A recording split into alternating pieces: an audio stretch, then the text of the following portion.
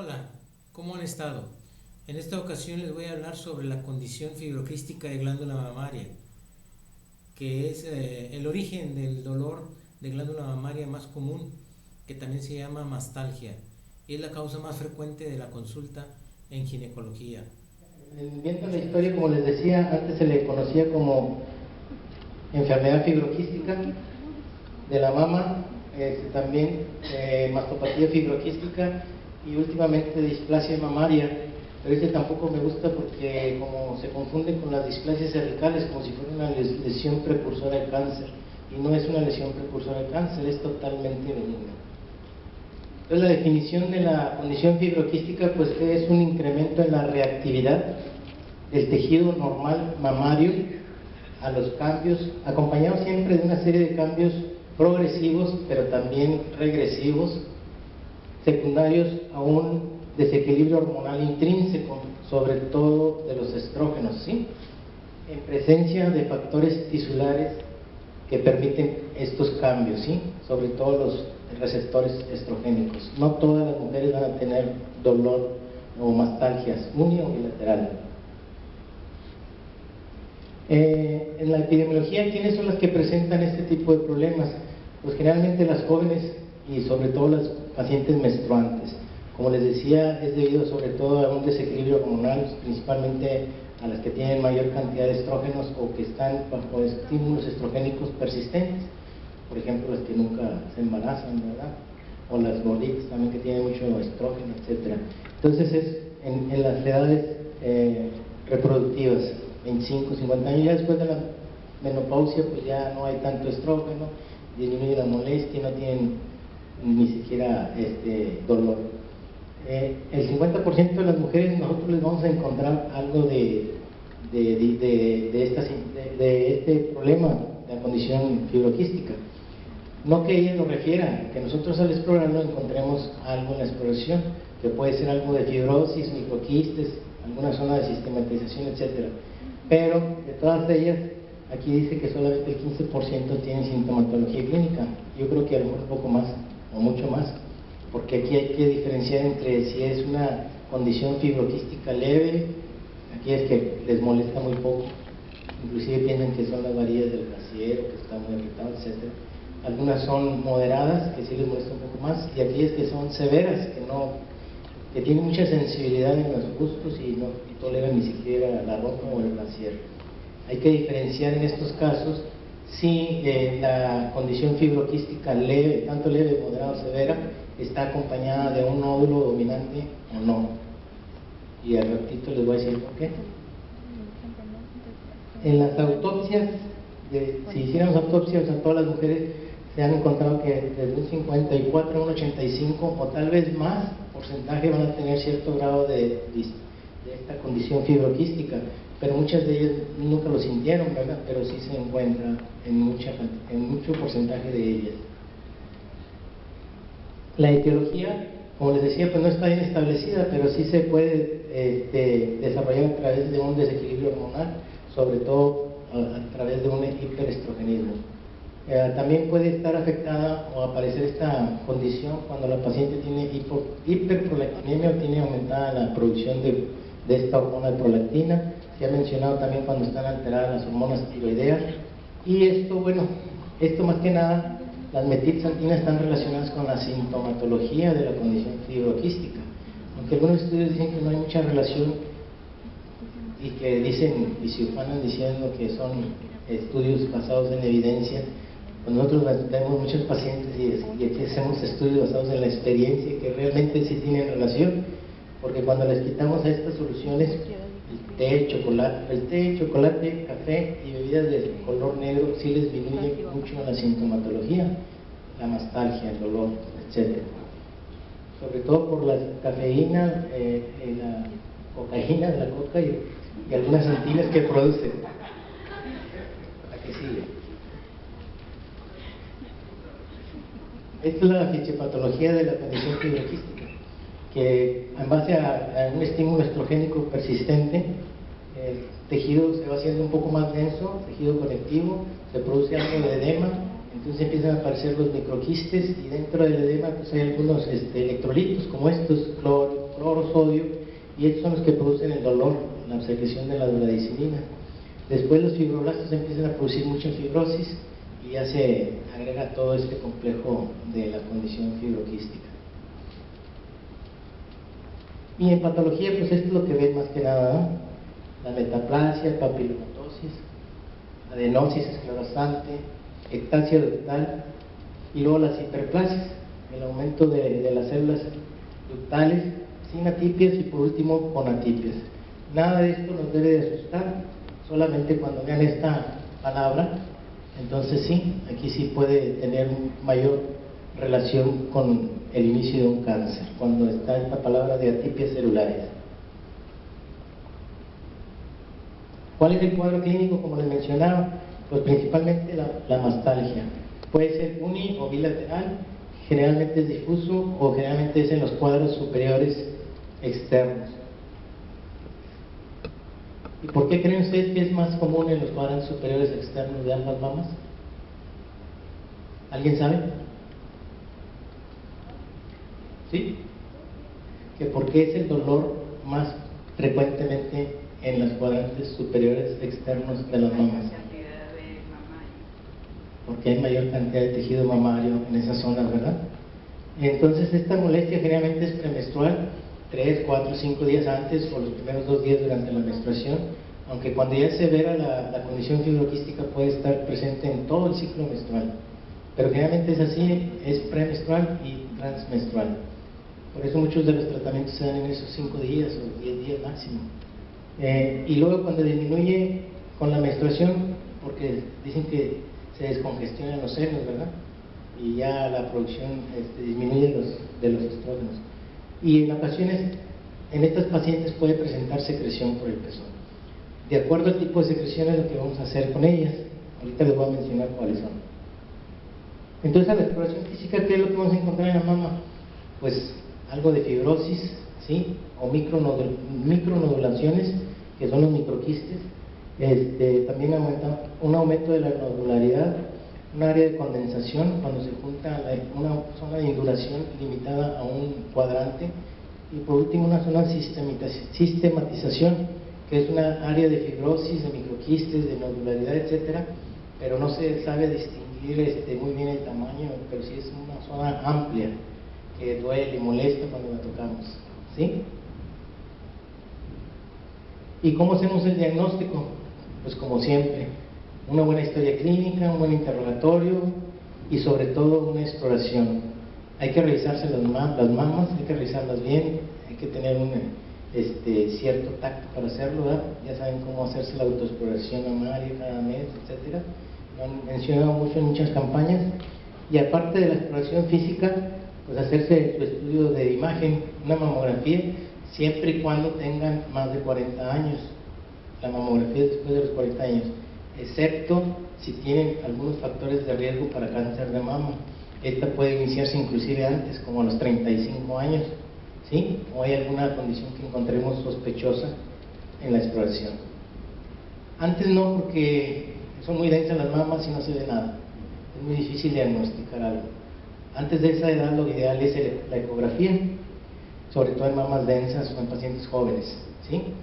Aunque ya en la actualidad, en muchos casos o en muchos lugares donde se hacen radiografías, gabinetes de radiología, uno manda una solicitud de mamografía a una paciente X de más de 40 años o posmenopáusica para que nos hagan el diagnóstico si tiene una condición fibroquística nada más o si tiene alguna lesión no palpable que haga sospechar de cáncer, ¿verdad? Y nosotros la mandamos y antes nos decían, bueno, pues es un BIRRAS 1 o 2 que son normales, o BIRRAS 3 que se les sugiere solicitar una ecografía.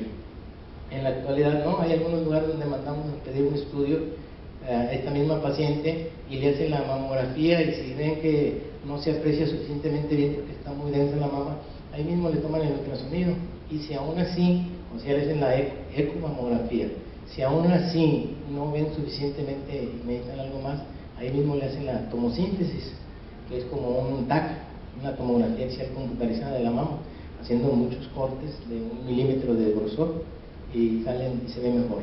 Ellos dicen si se hace o no uno u otro estudio. Ahora, ¿qué vamos a hacer cuando tenemos una paciente así? Primero que nada es tranquilizarla, tomarnos unos minutos para explicarle en qué consiste esta condición fibroquística, que no es maligna, que es muy común, que la mayoría de las mujeres lo siente, lo tiene, pero sí hay que revisarla, explorarla y descartarle sobre todo algún proceso maligno, ¿sí?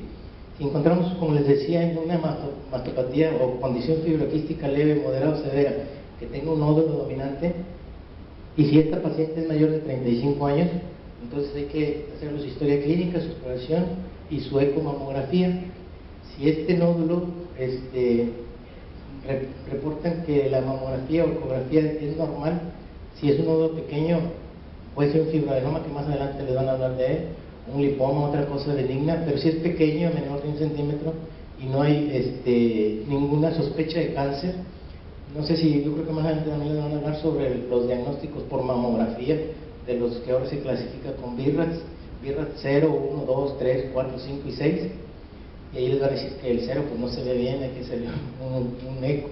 El 1 y 2 son normales, el 3 es sospechoso, pero que no se merita biopsia. El 4 y 5 sí son más sospechosos, sobre todo el 5 de un cáncer, y esos dos nada más. El virus 4 y 5 sí requieren una biopsia, y el 6 es cuando ya se quitó la lesión, ya es después de la cirugía y se reportó que es un cáncer, ¿sí? Entonces, si la ecomamografía sale normal, entonces hay que hacerle su control anual nada más, como toda mujer, después de los 40 años, como les decía. Y si aparece un nódulo, si es pequeño, y les reportan un virus pequeño, pues no hay que hacerle nada, pero si ya es palpable, se puede hacer una biopsia por aspiración de aguja fina. Esto para que el patólogo reporte qué células puede ver ahí, si son benignas o son malignas. Generalmente son benignas, pero nos hemos dado encontrado en muy pocos por ciento que sale un cáncer. Entonces aquí sí hay que hacer una punción y luego darle el tratamiento específico. Ya con el examen de cáncer de mama les van a explicar cuál es el tratamiento específico de acuerdo al tumor y el diagnóstico de histopatología. Y cuando los pacientes, bueno, aquí tiene un quiste, más que un nódulo sólido, o sea, un quiste. Entonces, si este es un simple, si es pequeño, de menos de 1 centímetro o no se palpa, no es necesario hacerle nada, solamente observarlo, ¿sí? Y no pasa nada. Pero si el quiste es mayor de 1 centímetro o se palpa, sí hay que aspirarlo. Puede ser aspiración simple, con aguja gruesa, y ayudándose con un ultrasonido, o sin ayuda de un ultrasonido, si se palpa fácilmente. Si este quiste está habitado, o sea, está con tabiques o es mixto, etcétera, sí hay que resecarlo para mandarlo a patología. Y si es un nódulo sólido, también hay que hacer una biopsia por aguja fina, y si este es benigno, solamente observación y resección si es mayor de 1 centímetro. Y si este sale maligno o sospechoso, ya le van a hablar sobre el tratamiento de cáncer de mama. Les decía que también un cierto porcentaje de estos pacientes que tienen condición fibroquística tiene cierto grado de telorrea o drenaje por a través del pezón. Aquí mencionan que es un 10%. Aquí también hay que ver qué tipo de secreción tiene el pezón. Si es una secreción verdosa o claro verdosa, amarillenta o negra, pues no es nada de malignidad, no hay que asustarse, nomás explicarle bien a la paciente. Puede tener otro problema de los conductos, ¿sí? De cuando están llegando a una ectasia ductal, por ejemplo, al pezón. Si es leche, es secreción blanca, lechosa, aquí sí hay que pedirle la hormona prolactina, va a tener un hiperprolactinemia y hay que darle un tratamiento específico, con la cabergolina o la bromocriptina o algún otro que ustedes conozcan. Si ya es hemorrágico, entonces sí hay que tomar una citología y hacer otro tipo de estudios, como la mamografía, la citología y la biopsia. El tratamiento de la condición fibroquística, primero que nada, hablar con ellas, explicarles, tranquilizarlas y empezar siempre por lo más sencillo, lo más noble, ¿verdad? Que son las medidas generales, las medidas higiénico-dietéticas. Como les mencionaba hace rato sobre las metilxantinas, esas hay que eliminarlas para que les disminuya la molestia, pero también hay que decirles que hay que tener un peso ideal, un índice de masa corporal ideal. Esto les baja la grasa corporal y el índice de los estrógenos producidos por el organismo. Y además, aparte de que mejoran estos y con una mejor calidad de vida, también se impide tener algún otro padecimiento, sobre todo los crónicos degenerativos, ¿verdad?, que se acompañan con la obesidad o los índices de masa corporal muy elevados. Por ejemplo, la diabetes, la hipertensión, cáncer de colon, etc. Hacer algo de ejercicio y evitar sobre todo el tabaco y el alcohol. La dieta, pues comer más, como les decía, frutas y verduras, alimentos con fibra, cereales, etc. Alimentos con bajas calorías. Y todo esto les va a ayudar mucho para disminuir o eliminar su sintomatología. ¿Cuáles son los alimentos prohibidos? Pues todos estos que vienen aquí. Aquí agregaría pues lo que son las grasas, aquí están los alimentos embutidos, etcétera, y los refrescos de cola, de color negro, chocolate, té, café, las harinas. Entonces les mencionaba que los medicamentos, ¿cuáles vamos a dar cuando ya no mejoran con estas medidas higiénico y dietéticas? Pues principalmente empezar con los más nobles, los analgésicos, antiinflamatorios, y después, si no mejoran, pues darles los hormonales, como la bromocriptina, el danazol, inclusive el tamoxifeno, o la progesterona en crema, que es el Cremastan, ¿no? Esta se aplica diariamente por 3 meses. Casi todos son los tratamientos por 3 meses para ver si hubo o no mejoría, o si no cambiar de medicamento. ¿Y cuándo se llega a la cirugía? Porque sí se ha llegado a la cirugía, pues generalmente cuando encontramos quistes hemorrágicos, como les mencionaba, o quistes que recurren, que siempre están recurriendo, o que son mixtos, entonces mejor hay que quitarlos, extirparlos completamente para que nos hagan un estudio histopatológico más exacto, el quiste complejo. O que haya datos ecográficos, mamográficos sospechosos de cáncer. Como les decía, el eco, tanto la mamografía como el eco se deben de clasificar por los BIRRAS, del 1 o del 0 al 6.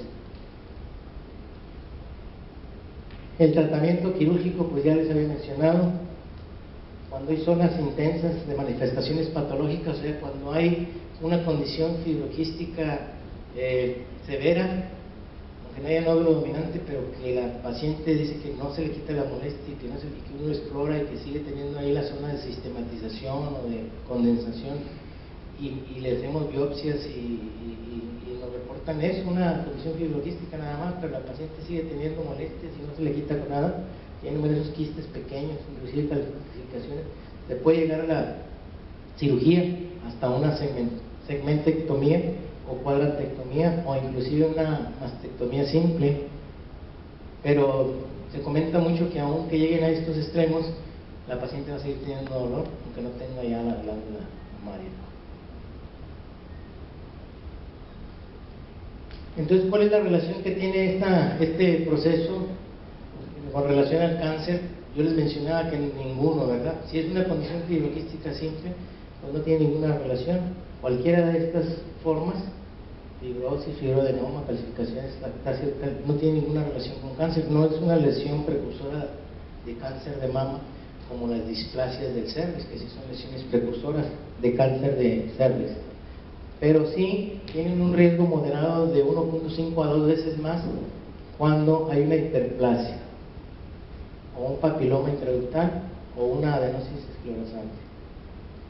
Cuando hay una hiperplasia o unas enfermedades proliferativas pero que no tengan atipias, sí se incrementa la posibilidad de tener un cáncer en una etapa más adelante, más futura.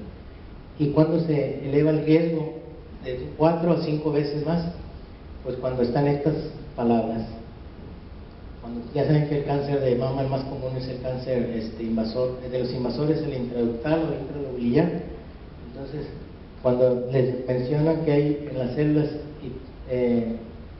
hiperplasia ductal con atipias celulares o hiperplasia lobular con atipias celulares, esto sí se incrementa mucho aguas ahí, porque sí puede seguir el cáncer. ¿Y qué vamos a hacer después para seguirlas? Pues explorarles bien, que ellas mismas exploren cada mes. Ya saben que es generalmente después de la menstruación, durante la primera semana, 8 o 10 días después, durante esos días que están desinflamados los senos, para que puedan ver o sentir realmente si hay alguna nodulación, algún dolor, o alguna cosa anormal que no hayan sentido antes, que la explore el médico familiar cada 6 meses, o si hay alguna sospecha, que la mande aquí con el especialista, es el ginecólogo oncólogo, y su mamografía cada 2 años si no hay factores de riesgo, aunque actualmente la norma oficial mexicana menciona que es la mamografía cada año después de los 40, y esto de los cada 2 años está bien, sin tener factores de riesgo, pero deben de acordarse que antes se mencionaba mucho eso de que era muy importante los factores de riesgo de una paciente para tener un cáncer. Primero pues la edad, el sexo, después que si tuvo un hijo después de los 30 años, que si amamantó o no, y ahí se clasificaban los números, ¿verdad? Y se decía si tenía más probabilidad de tener cáncer de mama o no. En la actualidad se ve que entre el 80 y el 85% de las pacientes que tienen cáncer de mama no tienen ningún factor de riesgo que haya pensado uno que pudiera tener predisposición a tener este padecimiento. Entonces, entre el 80 y el 85% de las pacientes que tienen cáncer de mama no tienen ningún factor de riesgo para padecerlo. Entonces, ¿qué es lo que se debe de llevar a la casa? ¿Qué conclusiones tenemos? Pues que esta es la causa más frecuente de consulta. El médico debe familiarizarse con esta entidad nosológica, no patológica, hay que explicarle bien a la paciente en qué consiste. El 60% de estas pacientes van a mejorar mucho con solamente tener unas buenas medidas higiénico-dietéticas. Hay que explicarles bien lo que es esta condición, tranquilizarla, explicar que el riesgo es muy bajo, casi nulo, o está relacionado sobre todo con el reporte de histopatología, en caso de que se le realice alguna biopsia. Y por último, la patología mamaria benigna sigue siendo la más frecuente. Explicar que lo mismo, cuál es su enfermedad. La mayoría, por no decir que todas, se pueden tratar en forma ambulatoria. Es innecesario hacerla gastar a la paciente para internarla en algún hospital para hacerle una biopsia o cosas de estas. Y ante cualquier duda, buscar el apoyo de un especialista de la mama. La meta de todo esto es siempre descartar el cáncer de mama.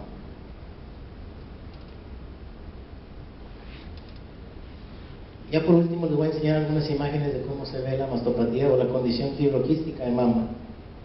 Así se ve, no hay nada de imágenes sospechosas de malignidad, que son principalmente las microespiculaciones, las microcalcificaciones, perdón, las imágenes en estrella o espiculadas o zonas de condensación irregulares. Estas son algunas imágenes iguales de lo que sería una condición fibroquística, que sería un BIRAS 2. El BIRAS 1 se supone que está completamente limpio, no hay nada de problemas, ni nada de nada. Entonces este sería un BIRAS 2, una condición fibroquística. Leve, moderada o severa, pero nada más. Yo creo que con esto termino y les agradezco mucho su atención y no se les olvide explorar sus mamas.